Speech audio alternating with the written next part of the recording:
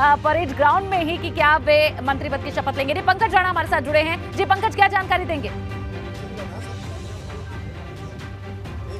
देखिए, मैं इस वक्त चंदन रामदास जी के आवास पर हूँ। ये अपने एमएलए हॉस्टल में मौजूद है और यहाँ इनका नाम जो है कैबिनेट मंत्री के लिए तय हो गया। और देखिए, मालाएं इनके गले में डली हैं, खुशी है, चेहरे पे मुस्कान है। लंबे समय से ये लगातार विधायक बन रहे हैं बागेश्वर से और अब देखिए जीत कर आ गए हैं और इनसे बात करते हैं हम। बहुत खुशी है, मालाएँ भी डली हैं, कार्यकर्ता हैं, तमाम समर्थन हो रहा है। जी, ये सौभाग्य मिला है बागेश्वर जनपद को और हमारे क्षेत्र के कार्यकर्ताओं को कि बहुत अच्छे मतों से चौथी बार विधानसभा में पहुंचाने का काम क्षेत्र के लोगों ने किया है और उसका सम्मान करते हुए आज मुझे शपथ लेने का सौभाग्य मिल रहा है। मैं अपने राष्ट्रीय नेतृत्व का, माननीय मुख्यमंत्री का दिल से आभार व्यक्त करता हूँ। बड़ी जिम्मेदारी मिलने जा रही है और ये जिम्मेदारी ऐसी होगी जिसमें आपको पूरे प्रदेश का ख्याल रखना होगा। तो किस तरह से निर्वहन करने जा रहे हैं और क्या आपका कोई डिमांड है कि आपको ये विभाग मिलना चाहिए? मेरी कोई डिमांड नहीं है और मेरी क्षमता, मेरे अनुभव और मेरा जो कार्यकाल है लगातार 4 वर्ष का, उसका सम्मान करते हुए जो भी होगा बहुत अच्छा निर्णय होगा। बागेश्वर की जनता ने आपको विधानसभा तक पहुंचाया है।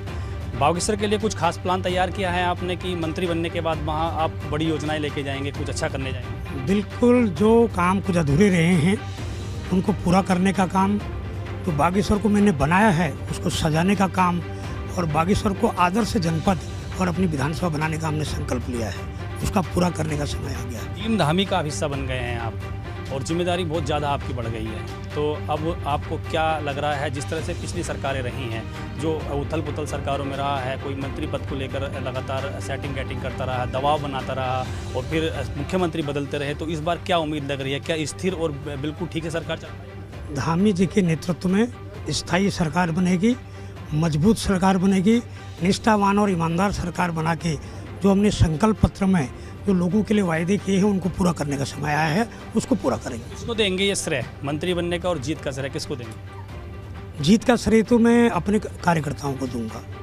और मंत्री बनने का श्रेय अपने शीर्ष नेतृत्व और अपने मुख्यमंत्री जी को दूंगा।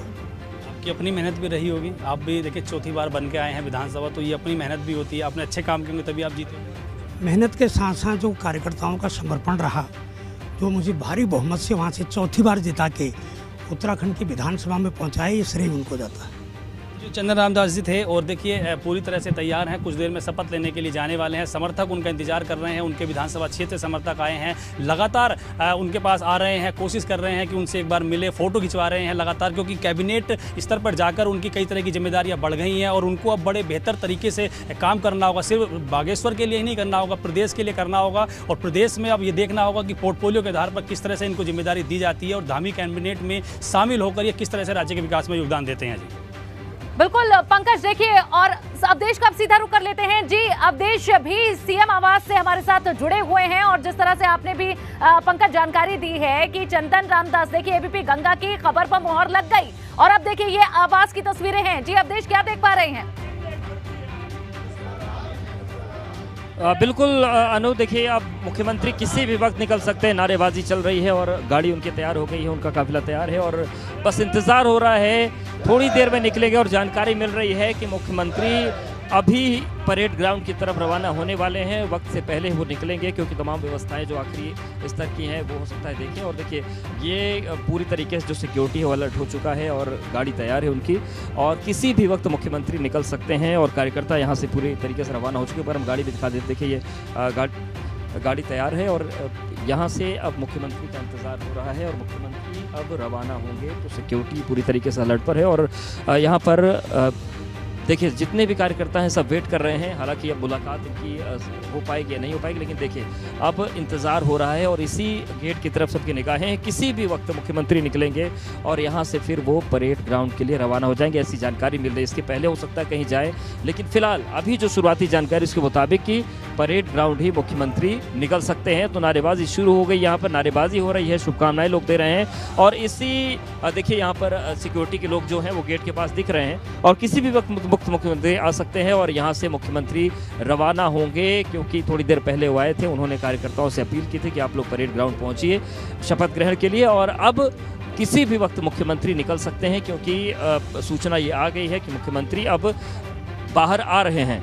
तो बस इंतज़ार मुख्यमंत्री का हो रहा है अनु। और देखिए लगातार जो ऊपर से नीचे आने का सिलसिला है लोगों का, वो चल रहा है और मुख्यमंत्री अब किसी भी वक्त यहाँ पर आएंगे। तो ये तस्वीर और यही मुख्यमंत्री आवास है और यहाँ से मुख्यमंत्री अब बाहर आने वाले हैं। तो इंतज़ार चल रहा है अनु। और जो भव्य समारोह है उसकी तैयारियां दूसरी तरफ पूरी हो चुकी हैं। तो कार्यकर्ता जो है वो पूरी तरीके से जा चुके हैं। मुश्किल से 100 कार्यकर्ता यहाँ बचे होंगे, क्योंकि अगर आज जब हमने विजिटर्स डेस्क पर बात की, हमने पूछा कि 3 दिन में लगभग कितने कार्यकर्ता आए होंगे, तो वहाँ पर सिक्योरिटी ने बताया कि कम से कम 5 से 6 हज़ार कार्यकर्ताओं ने तो मुख्यमंत्री से केवल आवास पर बात की है। अब वो कार्यकर्ता भी रवाना हो चुके हैं और देखिए हम तस्वीर आपको दिखा रहे हैं। देखिए ये तस्वीर, यहाँ पर कुछ लोग और बचे हैं और जो मुख्यमंत्री बिल्कुल। और अब देश जैसे ही सीएम बाहर आएंगे वो तस्वीरें भी हम आपके माध्यम से देखेंगे। फिलहाल रुक कर लेते हैं।